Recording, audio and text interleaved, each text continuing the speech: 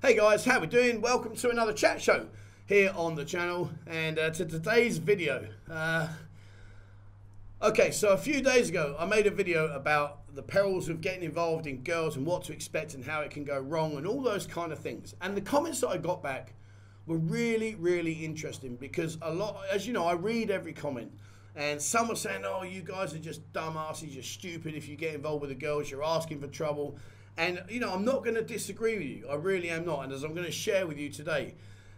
But it's very easy to say it, and it's very hard to do it. And I'm going to explain my story. And the reason I'm going to do this, I've had quite a few people say to me, Trev, you know, you had a really catastrophic relationship when you first came out here. Would I share the actual real story rather than just glossing over it? And I thought, well, okay, let's do it. I've got nothing to hide. I'm not worried about it. So a bit of background information for you first. I've been through a messy divorce. I'd had 2 years bumbling around in the UK. Financially, I was sound. I had a good business. Everything was all in place. I had no real worries. But inside, I was eating myself up. I was surrounded by her family because I lived in the same area. And, you know, things were just not really good for me. So I decided, as you know, I already suffer with depression. So I decided to start doing a bit of traveling and get myself away from the area. And I came to Thailand. And against popular belief, I actually had no idea about the girl scene here. I genuinely didn't. I came to Thailand because I love spicy food and obviously Thai food. I love the heat, obviously the Thailand's temperatures, and I just wanted to go to a big city. So I went to Bangkok. I left a big city to go to a big city. It made perfect sense to me, and that's what I've always done. I've been to New York and all the big cities. That's my thing. Anyway, I came over here and I had a fantastic time. I really did, and I've shared that with you about how I found Koh Samui, then I found Pattaya, and it was like, oh wow, never understood any of this was here. But nevertheless, that's a different story. But I went back home and I thought, you know what, this country has really got under my skin. This country is somewhere I know I could live, and I'll be very happy. So I put measures in place. I spoke to my young children and I said, look, you know, Dad wants to do some things for himself, and they were all like, no problem, Dad, you know, you do what you got to do, kind of thing. And I made the choice to come out. Now, I didn't just get up and come out. I did have a job to come to, so I was quite lucky. So I moved over here. And, you know, the one thing that you've got to keep here is you've got to keep it real, because every day is a Saturday night and you can party 24/7. You really can. And, of course, you know, you're surrounded by beautiful women. And, yes, a majority of the girls here in the city are working girls, but there's still an element of non-working girls. But, you know, around the country, you are just surrounded by literally tens of thousands of beautiful women. And I happen to like Asian women as well. So that was a massive plus for me. So when I came over here, I was very settled. You know, financially I was okay. Everything was good, no problems. There was nothing I could see in the future that would be of any real issue.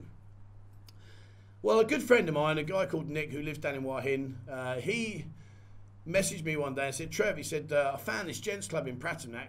How about we go check it out? I said, yeah, sounds a good idea, mate. Let's do that. And at the time when we were talking, he was up here and just finding his feet, because he was moving over as well. So he was here for quite a while. And we went into this club. It's where the PBRE real estate company is now. It's above that. It was a pool villa. And when I went in there, I met this girl, and she just, oh man, she just ticked every box. You know, stunningly beautiful. She was young. I mean, at this time I was, what, 41? No, what was I then? I was 42, sorry. And she was 23, so it was a 20-year age gap, but that didn't really have a problem. She was great fun, had a bubbly personality, smiling, pretty, funny, good jokes. You know, everything was just really all falling into place. And you know, I never came out here expecting to find a relationship. It was not on my radar whatsoever. I came out here for some me time. I'm quite happy being on my own. I'm quite happy traveling on my own. I'm a very kind of like individual person. I don't need to be in a big crowd to feel comfortable. So we started spending some time together, and it was just all like, you know, you think, oh, you know, she's really nice, and all the signals were just coming in, and you know what it's like before you know it, you're just swept away in the emotion of the situation. And I got swept away. I said to Nick, I said, mate, I said, like, oh man, she's just so good. And bear in mind, I'd had a 2-year very difficult breakdown in my marriage. So for me to now have the opportunity where there was a young, beautiful woman in front of me that wanted to spend time, made me laugh, made me feel like I was something special, just ticked all my boxes. It was really very easy for me to fall into love and to fall into this trap that I was walking into. So where did it all go wrong? Well, what we did was I had to pay the club 10,000 baht in order for her to stop working. I actually look back now and I think that was a bit of a scam, to be honest. And I don't even know if she gave them the money, to be truthful. I don't even know if they asked for the money. But anyway, that's what I paid. And you know, like I say, financially this wasn't an issue. It was just, you know, it was small change for me. So I just gave her the 10,000 baht. And she came to move in with me. Now, I lived in Siam country at the time. I had a pool villa up the road near the bend up by Mapachan Lake. And she stayed with me. And things were great, you know, really, really good. And then she said to me, oh, how about we go see my family? Now, her family live up in Sukhumvit, and I'd never been up there. That's right up by KASIKORN, so I went all the way up there. And yeah, of course, you are the novelty. You are the, hey, look at the Falang here. And there was quite a good Falang community up there already, so I was able to speak to people because I spoke no Thai then. So I was able to mix in with the community, and it was good. It was really good. And then we came back and we did a few more trips. And then I said to her, I said, look, what are you going to do? Because, you know, you can't just sit around all day, every day. You know, you're far too young for that. You need to get out and do things and experience life. And so what we did, well, we set up a milkshake shop. Now, if you know where Siam country is, there's another road that runs parallel called Nampak Wan, and there's an adjoining road, which is right by the school and by what used to be the Pattaya United football ground. And there used to be a small police office there, which is gone now. I think it's a Big C, I believe. But that was a police unit. Anyway, there were some properties available behind, which we turned one of them into a milkshake shop. And I have to give her a due. She worked really, really hard. She really did. And she was successful. To the point that we then went and got another shop, a milkshake shop stroke restaurant this time in Soi Nampak Wan. So we had two places. And they were going really well. No problems whatsoever. Everything was going good. And we kept going back home to Somdet, and you know, things were really well. You know, it was just a breath of fresh air for me as an individual. So we went up to Somdet one day, and I just started looking around. I thought, you know what? There's not a single milkshake shop up here that, you know, would replicate what we're doing down here. And the majority of her customers were the kids and the parents, because obviously the kids coming out of school, mum, can I get a milkshake? Away you go, job done. And there's a big school in Somdet, right on the main road, big school. So we managed to get a restaurant right near the school, and we set up a shop, and it did really well. It was brilliant. So we decided to make the move from Pattaya up to Somdet, and I'd lose all my ties here. So we shut both restaurants down, and we moved up there, and everything was going well. Then came the next one, which was the house. So we were riding around, there's a lot of fields out there, and we found this small, it was 8 houses they were building, beautiful houses, really lovely houses. So they were building these houses, and I thought, you know what, that's lovely. So I started inquiring, so how much is the full build? And they were 3.7 million. Now when you look at the cost of housing here, when you look at the cost of housing in the rural villages, you get, honestly, if you saw my house, it was a big three bedroom detached house in a rye of land, with a surrounding wall, huge building. It was beautiful, all with big balconies on the bedrooms. It was just beautiful. And I looked at that and I thought, you know, I could buy that. So I bought the house. So then we went from we moved out of the hotel, like we were staying like a long-term hotel. We could stay there every month and pay your month. I was paying about 6,000 baht. So I bought this house. The house was 3.7 million. I bought the house, job done. Now we got a house. And of course I had a car, had a motorbike, even got 2 dogs, and everything was all good. Everything was falling into place, no drama. Sorry, yes I did. Yeah, I did have August then. Sorry, I thought I got August then. No, I had August then as well. So I'm in a world now where I've got a successful business for my wife. Well, she wasn't my wife, my girlfriend. I've got a nice lifestyle. Everything was fine. Everything was good. It was all happy days. And then we decided that we would open a restaurant. Now, if you go into Somdet, you'll know that there's a main road goes right the way through, up the mountain into KASIKORN.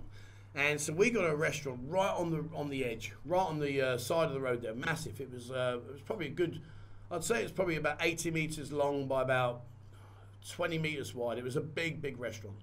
And we built this restaurant, and all her family came to work for us. And we did okay. Everything was good because it was the only way getting over the mountains. So we had a huge amount of passing trade, and because we had such a big area, parking was not an issue. So we were doing really good. And we decided to close down the shop by the milkshake shop. We tried getting a few of our family members to run it for us, but they were just hopeless. They spent most of the time sleeping. So it was just a case of, let's just close that down. We'll work on that restaurant. So you've got a picture now. I'm happy as Larry, everything's good, we're making money, we've got a beautiful house, nice car, bike, all the rest of it. Everything is as well as you could expect. Everything was ticking all the boxes. And then suddenly it started changing. And over a period of time, like, activity in the bedroom was getting less, and it wasn't my doing. She was becoming more moody, more grumpy, and things were like really not progressing very well. And I couldn't understand it because we had a fantastic life. You know, from where she's come from to what she had was incredible. But it seemed, or it certainly appeared at the time, it just wasn't working, it wasn't right. And this carried on for a while now. And I got to a stage where I thought, you know what, this isn't good. And I tried to talk to her, and anybody that's been in a Thai relationship will understand when I say about the silent treatment. You speak to them and they just won't talk. They just will not talk. And then when they don't talk, they just go quiet. And it's like mind-blowing. It really is. It's just like, my God, will you please just tell me what's wrong? And I couldn't get nothing out of her. Really couldn't get nothing out of her. So we then got into a situation where I thought, well, do you know what? I can't handle it. So I came back here. I came down here for a couple of weeks, gave her some space, went back up there. And again, you know, it just didn't improve. So in the end, I thought, right, I've had enough now. I'm going to move out. So I said, do you know what? I'm done now. I can't take this. I said, I'm going to go back. I said, I'll work in Pattaya. And I just can't be doing it. I said, it really isn't working for me. And she didn't bat an eyelid. She just didn't bat an eyelid, which I thought was quite weird because I was kind of hoping, if I'm being honest, that she said, oh no, don't go, like, you know, we'll sort things out. But that didn't happen. And then what happened was I packed all my bag. Well, I packed a day bag because I was always travelling backwards and forwards here because remember, I'm a photographer here. So I'd come down, do 2 weeks photography, go home 2 weeks, come down 2 weeks photography, go home and it was working perfectly.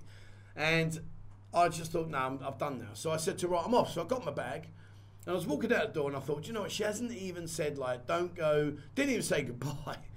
And I did. I got upset and angry about it. And I said, you know what? I said, I've given you this, blah, blah, blah, blah, blah. And you haven't got even the decency to say, don't go or, you know, goodbye. Nothing. I said, is that really how it is? And she got quite emotional. And I said, why are you crying? She said, oh, it doesn't matter. I said, well, no, it does matter. I want to know, like, why are you crying? You know, you're the one that's shutting this down. And now you're suddenly, like, you're upset. What's that about? And she said, well, if you must know, I've got cancer. Now, as you can imagine, when you drop a bombshell like that, it blew me apart, even more so because what had also happened, and she was very aware of this, was that I lost a very, very dear friend, very, very, very, very dear friend. And I lost him, and it hurt. It hurts even now talking about it. And she used that as a final blow, could you call it? To the point where I was just mortified, and I said, look, have you had treatment? You know, what's going on? Can I take you to the hospital? You know, please, you know, let's sort this out.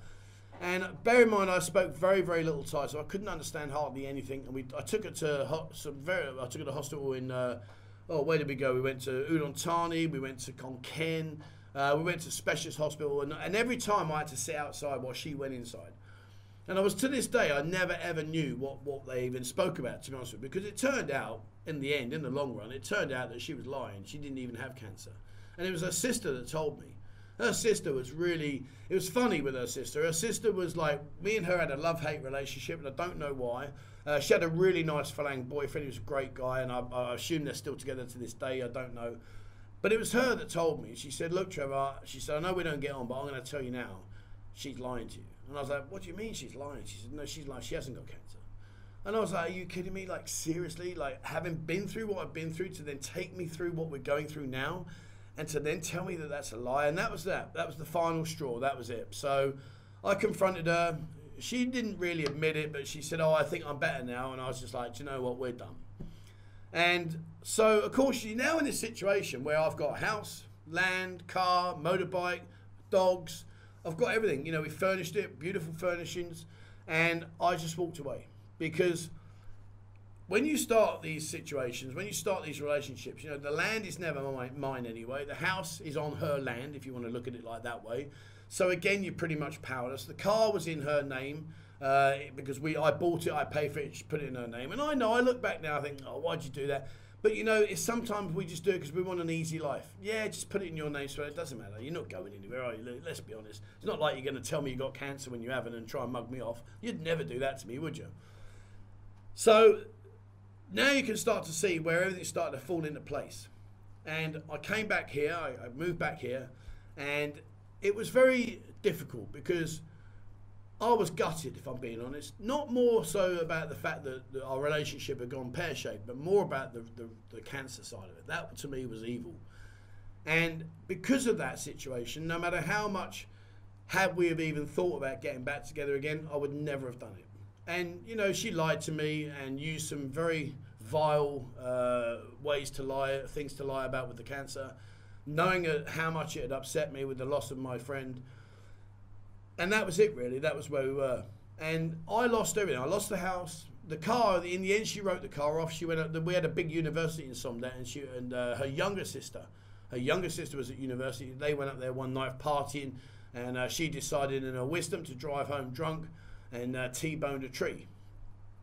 Thankfully, the tree was okay, and thankfully, she was hurt. I mean, sorry, I shouldn't have said that. That's terrible. No.